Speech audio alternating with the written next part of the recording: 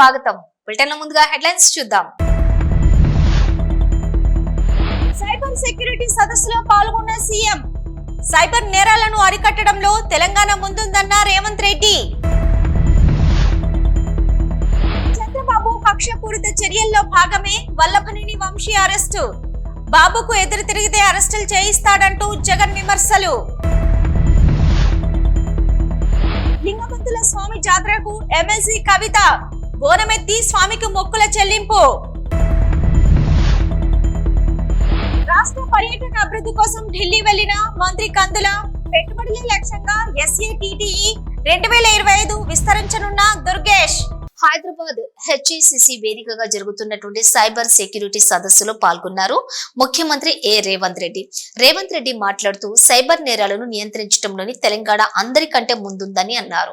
ఒకప్పుడు దోపిడీ చేయాలంటే నేరగాళ్లు వచ్చి ఇంటినో షాపును లూటీ చేసేవారని, కానీ ఇప్పుడు ఒక క్లిక్ తో మీ ఫోన్ లేదా సిస్టమ్ ను హ్యాక్ చేసి ఉన్నదంతా దోచుకుంటున్నారని వివరించారు సీఎం. సైబర్ నేరాలను నియంత్రించడంలోని తెలంగాణ ముందుందని, కేంద్ర ప్రభుత్వమే ఈ విషయాన్ని నిర్ధారించిందని తెలిపారు. భవిష్యత్తులో కూడా సైబర్ నేరగాళ్లను నియంత్రించేలా గట్టి చర్యలు ఉంటాయని తెలిపారు CM Revanth Reddy. I am happy to be here with all law enforcement officials, cyber security experts, industry leaders and government representatives who are working together to make Telangana #1 cyber safety state. An estimate recently said rupees 22,812 crore were stolen by cyber criminals in India last year. This is a threat to our economy and our citizens. Another major threat today is a fake news. Misinformation on social media can cause chaos in the society.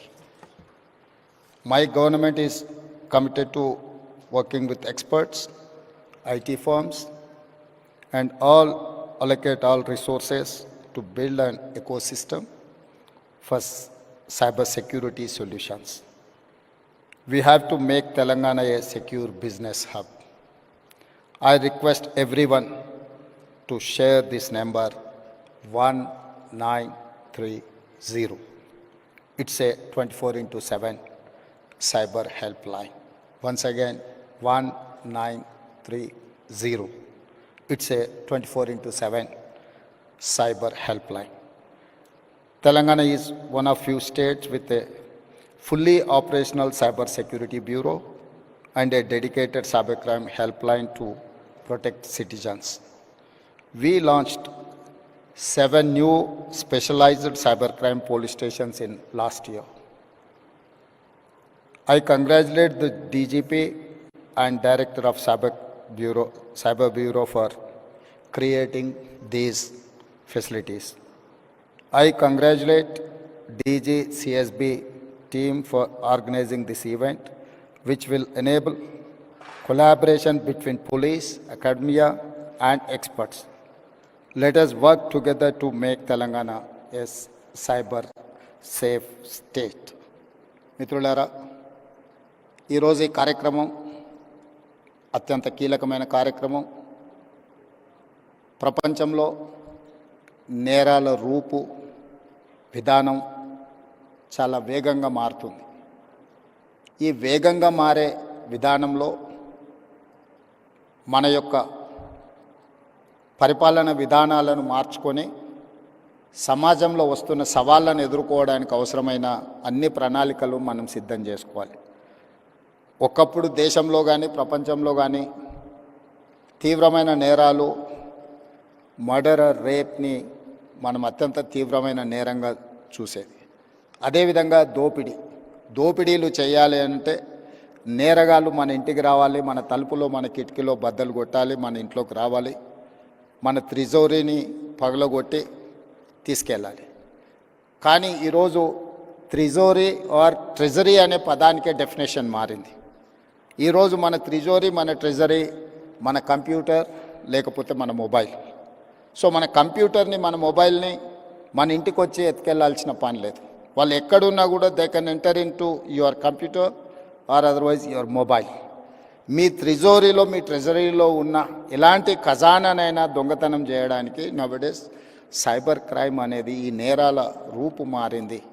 ఈ నేరగాళ్లను పట్టుకోవడానికి అవసరమైన విధి విధానాలను రూపొందించుకోవాల్సిన అవసరం ఉన్నది. TDP ప్రభుత్వం రాగానే వల్లభనేని వంశీని టార్గెట్ చేయడం మొదలెట్టారని అన్నారు మాజీ ముఖ్యమంత్రి వైఎస్ జగన్. సత్యవర్ధన్ అనే వ్యక్తి నుంచి మరోసారి స్టేట్మెంట్ తీసుకున్నారని, ఆ స్టేట్మెంట్ లో కూడా వంశీ తప్పు లేదని చెప్పినప్పటికీ గన్నవరం టీడీపీ ఆఫీసును తగలబెట్టే ప్రయత్నం చేశారని, వంశీపై సీఎం చంద్రబాబు మరో తప్పుడు కేసు పెట్టారన్నారు జగన్. టీడీపీ కార్యాలయం ఎస్సీ ఎస్టీలకు సంబంధించినదని మరో కేసు ఫైల్ చేశారు. టీడీపీ కార్యాలయం తగలబడింది లేదు, ఆ కార్యాలయం ఎస్సీ ఎస్టీలకు సంబంధించినది కాదు అని చెప్పారు వైఎస్ జగన్. చంద్రబాబు నాయుడు గారి కన్నా గ్లామరస్ గా ఉన్నాడు, లోకేష్ గారి కన్నా గ్లామరస్ గా ఉన్నాడు. ఒక మనిషి ఎదుగుతున్నాడు అని అంటే తట్టుకోలేడు తన సామాజిక వర్గంలోనే. అందుకనే కొడాలని నేను చూసినా ఆ మనిషికి జీర్ణించుకోలేని ఆక్రోశము, వంశీని చూసినా కూడా జీర్ణించుకోలేని ఆక్రోశము. ఎందుకంటే చంద్రబాబు నాయుడు గారి కన్నా చక్కగా ఉంటారు కాబట్టి వీళ్ళిద్దరు. అవినాష్ కూడా పాపం ఎప్పుడో ఒకసారి టార్గెట్ అవుతాడు, ఎందుకంటే లోకేష్ కన్నా చక్కగా ఉన్నాడు కాబట్టి. ఇది చంద్రబాబు నాయుడు గారి మనస్తత్వం. ఆయన కొడుకు. సూర్యాపేట జిల్లా పెద్దగట్టు జాతరలో పాల్గొన్నారు ఎమ్మెల్సీ కల్వకుంట్ల కవిత. బోనం ఎత్తుకుని లింగమంతుల స్వామి జాతరకు వచ్చిన కవిత చౌడమ్మ తల్లికి బోనం సమర్పించారు. స్వామివారిని దర్శించుకున్న వారిలో మాజీ ఎంపీ బడుగుల లింగయ్య యాదవ్, మాజీ మంత్రి తలసాని శ్రీనివాస్ యాదవ్, మాజీ ఎమ్మెల్యేలు బొల్లం మల్లయ్య యాదవ్, కంచెర్ల భూపాల్ రెడ్డి, మాజీ కార్పొరేషన్ చైర్మన్లు దూదిమెట్ల బాలరాజ్ యాదవ్, మేడే రాజీవ్ సాగర్ ఉన్నారు.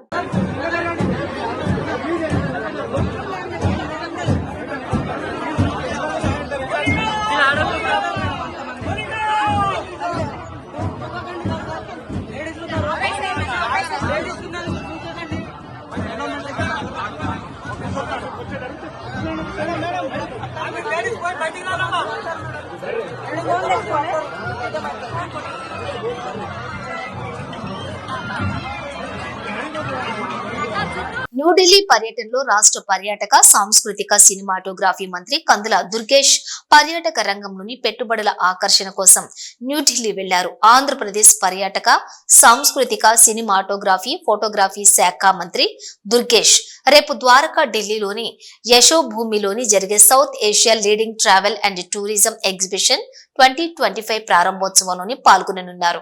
మంత్రి దుర్గేష్ రాష్ట్ర పర్యాటక అభివృద్ధి కోసం ఢిల్లీ పర్యటనకు వెళ్లిన మంత్రి కందుల దుర్గేష్ రాష్ట్ర పర్యాటక రంగంలోని పెట్టుబడులు పెట్టేందుకు ఉన్న అవకాశాలను SATTE 2025 లోని వివరించనున్నారు. మంత్రి దుర్గేష్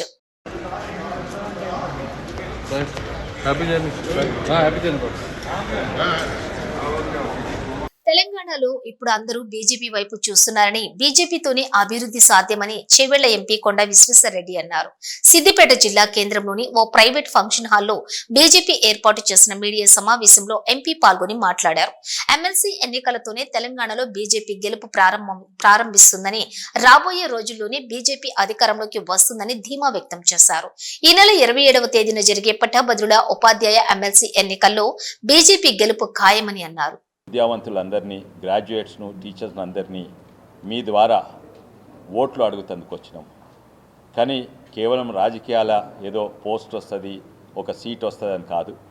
ఇది దేశాని కొరకు, రాష్ట్రాని కొరకు ఒక డైరెక్షన్లో తీసుకుపోతున్న మోడీ గారు, బీజేపీ ప్రభుత్వం కొరకు మేము వచ్చినాం ఇక్కడికి. ఎందుకంటే ఇప్పుడు దాదాపు తెలంగాణలో అందరూ నిర్ణయానికి వచ్చిండ్రు. ఇంతకుముందు నా పార్టీని చూసిండ్రు, ఇప్పుడు నడిపిస్తున్న అధికార పార్టీని చూసిండ్రు. రెండు పార్టీల మీద నమ్మకం పోయింది తెలంగాణ ప్రజలకు. ఒకటే ఒక మార్గము, అభివృద్ధి, ముందుకు వచ్చే ప్రభుత్వము తప్పనిసరిగా అది బీజేపీ ఉంటుందని. అందులో ఆ దారిలో మొట్టమొదటి అడుగు ఎమ్మెల్సీ ఎలక్షన్స్ గెలవడము అని మేము నిర్ణయంకి వచ్చినాం, ప్రజలు కూడా నిర్ణయంకి వచ్చిండ్రు. ఎంతోమంది వేరే పార్టీ వాళ్ళు కూడా వాళ్ళు చేతులు ఎత్తేసినట్టే అనుకోవచ్చు. ఎందుకంటే కాంగ్రెస్ ఇప్పుడు అసలుకు క్యాండిడేట్సే పెట్టలేదు. టీచర్స్ ఒకటే ఒక గ్రాడ్యుయేట్స్కు తప్ప వాళ్ళకి టికెటే ఇవ్వలేదు. అంటే ఆల్రెడీ చేతులు ఎత్తేసినట్టు. మా గెలుపు ఖాయము, కానీ మెజారిటీ ముఖ్యం. ఎందుకంటే యావత్ తెలంగాణ విడదీస్తందుకు కుల, ప్రాంత, మత ఎన్నో విధానంగా ఎంప్లాయీస్, రైతులు ఇవన్నీ ఎన్నో తీరులో విడదీసేందుకు ప్రయత్నం చేసింది. కానీ ఇప్పుడు అందరికి కూడా తెలిసింది నేషన్ ఫస్ట్ అని ఒకటే ద్వారాల తీసుకుపోయేది మోడీ గారని. నేషన్ ఫస్ట్ అంటే అన్ని రాష్ట్రాలు ఫస్ట్ ఉంటేనే నేషన్ ఫస్ట్ అవుతుంది. అయితే మొన్న చేసిన బడ్జెటే కానీ లేకుంటే ఇంతకుముందు 4-5 రాష్ట్రాల ఎలక్షన్స్ వల్ల కానీ లేకుంటే వాళ్ళ మాట్లాడే పద్ధతి కానీ ఇవన్నీ భారతదేశ ప్రజలు చూసిండ్రు. వాళ్ళకు కూడా తెలంగాణనే కాక యావత్ భారతదేశంలో new resurgence of BJP Modi అని, అంటే 2014 ఎట్లా వచ్చిందో మళ్ళోసారి ఒక మోడీ బీజేపీ వేవ్ మొదలవుతుంది. ఎందుకంటే పార్లమెంట్లో కానీ, హర్యానాలో కానీ, మహారాష్ట్రలో కానీ, మొన్నైనా ఢిల్లీ ఎలక్షనే కానీ ఇవన్నీ కఠినమైన ఎలక్షన్స్ అనుకున్నారు బీజేపీకి. కానీ ఇంత సులభంగా ఇంత పెద్ద లీడ్ వచ్చిందంటే ప్రజలు ఎవరైతే బీజేపీకి వ్యతిరేకంగా ఉన్నోళ్ళు కూడా బీజేపీ మీద నమ్మకం వచ్చింది, మోడీ గారి మీద నమ్మకం వచ్చింది. ఎందుకు దేశం అణిగిదొక్కాలని ఎన్నో విదేశ శక్తులు చూస్తున్నాయి. అటు జేఎన్కే వేరే ఉండాలి, ఇటు ఖలిస్తాన్ వేరే ఉండాలి, అటు మణిపూర్ వేరే ఉండాలి. ఇవన్నీ మన విదేశీయులు చేస్తే పర్వాలేదు, కానీ మన దేశంలో ఉన్న శక్తులే కొన్ని విదేశ శక్తులతో కలిసి దేశాన్నే విడదీసేందుకు తయారైన కొందరు పార్టీలని అందరికీ నమ్మకం వచ్చింది. దేశాన్ని ఐక్యత ఉంచేందుకు కేవలము మోడీ ఇంకా బీజేపీ ప్రభుత్వం మాత్రమే. ఎందుకంటే ఒక సిద్ధాంతం ఉన్న పార్టీ అది. బీజేపీలో ఏ కార్యకర్తను అడుగు మీ సిద్ధాంతం ఏంటంటే జాతీయవాదం అంటారు, నేషన్ ఫస్ట్. వేరే పార్టీల లీడర్లు అడగని మీ పార్టీ సిద్ధాంతం ఏంటంటే వాళ్ళకి తెలియదు. అందుకే బునియాద్ నుంచి ఒక నమ్మకం వచ్చింది బీజేపీ మీద. ఇది ఒకటే ఒక పార్టీ, అదే సిద్ధాంతంతో అదే డైరెక్షన్ తోటి నడుస్తున్నది 2014 నుంచి.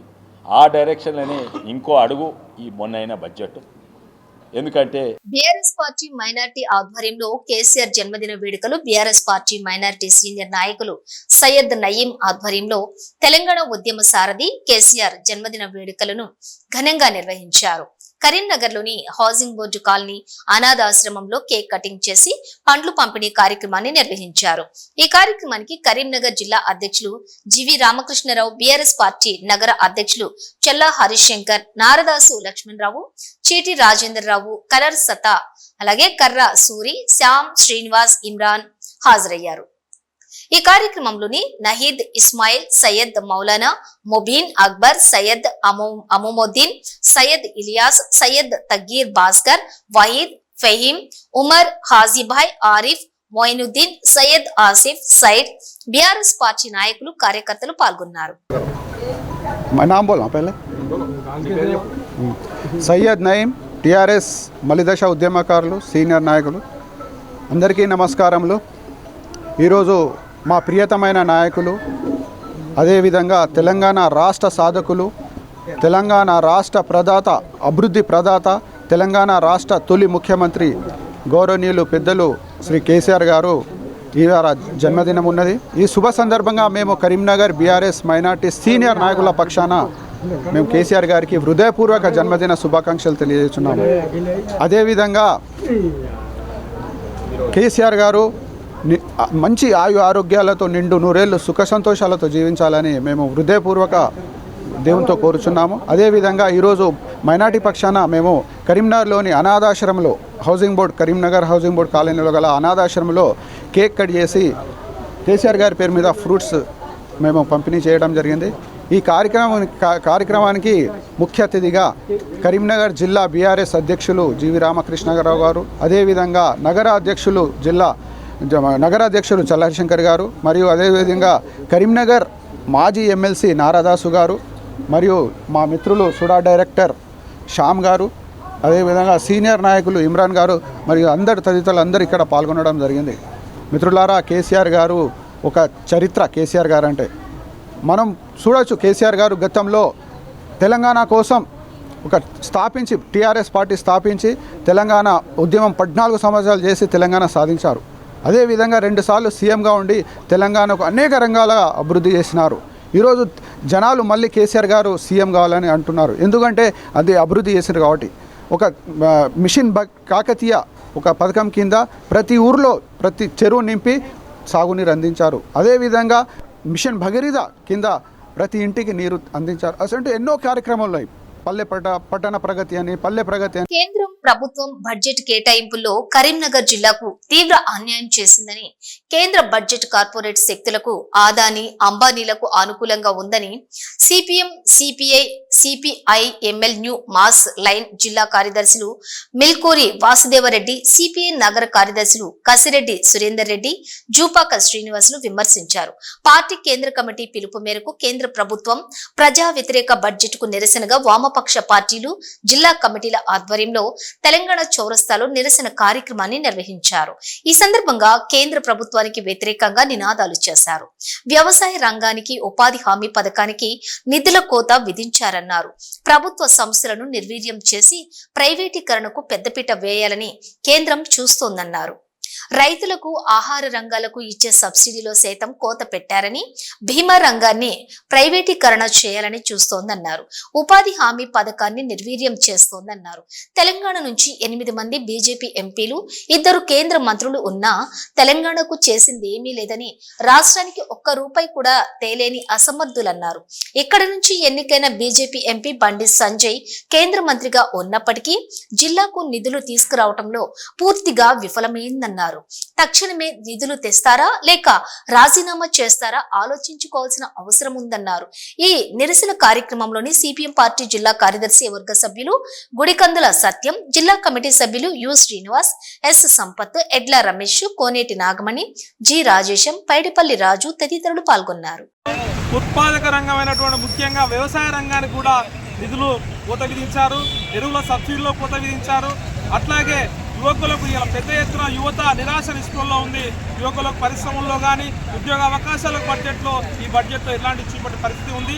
ఈ తెలంగాణ రాష్ట్రం పైన కూడా పూర్తిగా సవత్తల్లి ప్రేమ చూపిస్తున్నటువంటి ఈ బీజేపీ ప్రభుత్వం దమన్ నీతిని ఎక్కడికెక్కడ ఎండగట్టాలని చెప్పేసి, అట్లాగే ఇక్కడ బండి సంజయ్ ఇక్కడ కేంద్ర మంత్రిగా ఉన్నాడు, కరీంనగర్ ప్రాతినిధ్యం వహిస్తున్నాడు.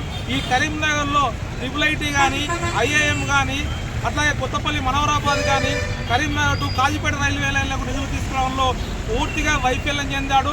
నిధులు తీసుకొస్తాడా, రాజీనామా చేస్తాడా అని చెప్పేసి మేము ఈ సందర్భంగా డిమాండ్ చేస్తున్నాం. పేరుకు కేవలం హిందూ ముస్లిం రెచ్చగొట్టడం కాదు, ఇక్కడ మౌలిక పరిస్థితులు ప్రజలకు అనుగుణంగా ఉండాలి, ప్రజల బతుకు బాగు కోసం ప్రయత్నం చేయాలి తప్ప ఇలా మతాల విద్వేషం పెట్టి రాజకీయాలను చేయడం మానుకోవాలని చెప్పి ఈ సందర్భంగా నిధులు పలుకుతున్నాం. ఇప్పటికైనా కేంద్రంలో ఉన్నటువంటి బీజేపీ ప్రభుత్వం ఈ తెలంగాణ రాష్ట్రానికి అట్లాగే ముఖ్యంగా ఈ కరీంనగర్కు అధిక నిధులు తీసుకురావాలని చెప్పేసి ఆ రకంగా నిధులు తీసుకొచ్చేంత వరకు కూడా ఈ బీజేపీ నాయకులను ఎక్కడికక్కడ నిలదీయాలని చెప్పేసి ఇలా పౌర సమాజానికి కూడా పిలుపునిస్తాం. అట్లాగే రేపు భవిష్యత్ కాలంలో కూడా బీజేపీ దమన్ నీతిని ఎక్కడికక్కడ వామపక్ష పార్టీల ఆధ్వర్యంలో ఎండగడతామని చెప్పేసి ఈ సందర్భంగా తెలియజేస్తున్నాం. వాసుదేవరెడ్డి, సిపిఎం జిల్లా కార్యదర్శి. గత కొంతకాలంగా ప్రజలకు మీడియాకు దూరంగా ఉన్న కొడాలి నాని ఇటీవల అరెస్ట్ అయిన వల్లభనేని వంశీని పరామర్శించడానికి వచ్చారు. ఓ ఛానల్ రిపోర్టర్ అడిగిన ప్రశ్నలకు తనదైన శైలిలో సమాధానమిచ్చారు కొడాలి నాని. అంతకుముందు చాలా యాక్టివ్ గా ఉండేవాళ్ళు, బాగా మాట్లాడేవాళ్ళు, కమెంట్స్ గవర్నమెంట్ లో ఉన్న యాక్టివ్ ఇప్పుడు ఏం చేయాలి? భయపడుతున్నారా ఇప్పుడు? దేనికి? గవర్నమెంట్ లో లేనందుకు మాట్లాడితే ఏమైనా అరెస్టులు చేస్తారేమో అని. కాదమ్మా, నీ ఉద్యోగం పీకేసిన కూడా యాక్టివ్గా ఉంటావు, మైక్ పట్టు తిరుగుతావా? ఇప్పుడు నీ ఉద్యోగం పీకేశారు అనుకో, మైక్ అట్టు తిరుగుతావా? మా ఉద్యోగం పీకేశారు కదా, ఇప్పుడు ఏం చేయము యాక్టివ్గా. వంశీ అరెస్ట్ ఎలా చూస్తారు? అరెస్ట్ లాగానే చూస్తున్నామ్మా. ఉమ్మడి కరీంనగర్, నిజామాబాద్, ఆదిలాబాద్, మెదక్ జిల్లాల పట్టాభద్రుల ఎమ్మెల్సీగా నరేందర్ రెడ్డిని అధిక మెజారిటీతో గెలిపించారని బీసీ కాంగ్రెస్ జిల్లా సెల్ అధ్యక్షులు పులి ఆంజనేయులు గౌడ్ పేర్కొన్నారు. మంగళవారం ఏర్పాటు చేసిన కరీంనగర్ ప్రెస్ క్లబ్ లో మీడియాతో మాట్లాడుతూ కాంగ్రెస్ ప్రభుత్వం అమలు చేసిన 6 గ్యారంటీల ఎమ్మెల్సీగా కాంగ్రెస్ అభ్యర్థి నరేందర్ రెడ్డిని అధిక మెజారిటీతో గెలిపించాలని కోరారు. పులి ఆంజనేయులు గౌడ్, జిల్లా Congress BC cell chairman. Congress party MLC అభ్యర్థిగా ఆల్ఫోర్స్ అధినేత ఉట్కూరి నరేందర్ రెడ్డి గారికి ఉమ్మడి జిల్లాలకు సంబంధించినటువంటి పట్టభద్రులంతా కూడా నిర్ణయం తీసుకున్నారు. నరేందర్ రెడ్డి గారి గెలుపు ఖాయమైపోయిందని చెప్పడానికి నిదర్శనమే ఈరోజు ఈ ప్రెస్ మీట్. కేవలం కాంగ్రెస్ పార్టీ 6 గ్యారంటీలను పార్టీ అధికారంలోకి వచ్చిన వెంటనే అమలు చేసినటువంటి ఘనత ఈరోజు కాంగ్రెస్ పార్టీకి దక్కింది. మహిళలకు, వ్యవసాయానికి, విద్యార్థులకు ప్రతి ఒక్కరికి కూడా 6 గ్యారంటీలతో న్యాయం చేసిన పార్టీ ఈరోజు కేవలం కాంగ్రెస్ పార్టీ మాత్రమే. అధికారంలోకి వచ్చిన సంవత్సరం లోపు నిరుద్యోగ యువతీ యువకులకు 56,000 ఉద్యోగాలు ఇచ్చి నిరుద్యోగాన్ని దూరం చేసినటువంటి ఘనత ఈరోజు కాంగ్రెస్ పార్టీకి దక్కింది. కాబట్టి దయచేసి పట్టభద్రులారా, బీఆర్ఎస్, టీఆర్ఎస్, బీజేపీ 2 పార్టీలు కూడా ఒక్కటై కేవలం అభ్యర్థిని కూడా పెట్టుకోలేని పరిస్థితిలో ఈరోజు టీఆర్ఎస్ పార్టీ బీజేపీకి సపోర్ట్ చేస్తుంది. కాబట్టి ఆ 2 పార్టీలు ఒక్కటైనాయి. దయచేసి పట్టభద్రులందరూ కూడా ఆలోచన చేయాల్సినటువంటి అవసరం ఆసన్నమైంది. ఖచ్చితంగా కాంగ్రెస్ పార్టీ అభ్యర్థికి మీరందరూ కూడా, గ్రాడ్యుయేట్స్ అందరూ కూడా తెలివైన నిర్ణయం తీసుకొని నరేందర్ రెడ్డి గారి గెలుపుకు కృషి చేయాల్సిందిగా మేము పిలుపునిస్తూ ఉన్నాం.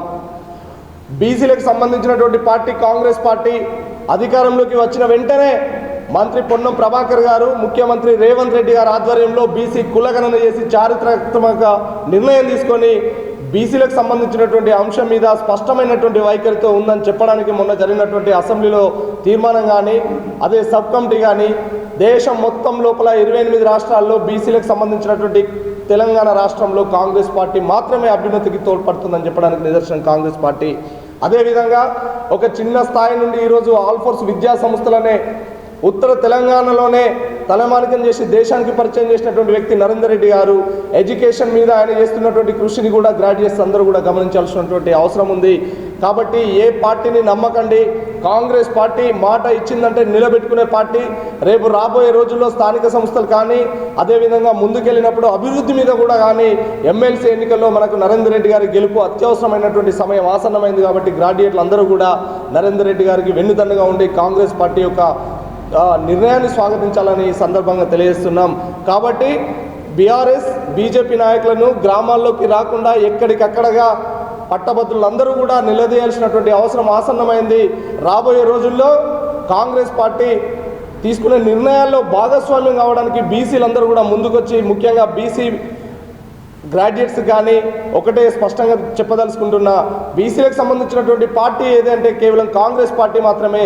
దయచేసి బీసీ గ్రాడ్యుయేట్స్ లారా, అదేవిధంగా జనరల్గా ఎవరైనా కూడా కాంగ్రెస్ పార్టీకి ఓటేసి రేపు రాబోయే రోజుల్లో నరేందర్ రెడ్డి గారిని గెలిపించాల్సిందిగా ఈ సందర్భంగా మనవి చేస్తున్నా. జై హింద్, జై కాంగ్రెస్.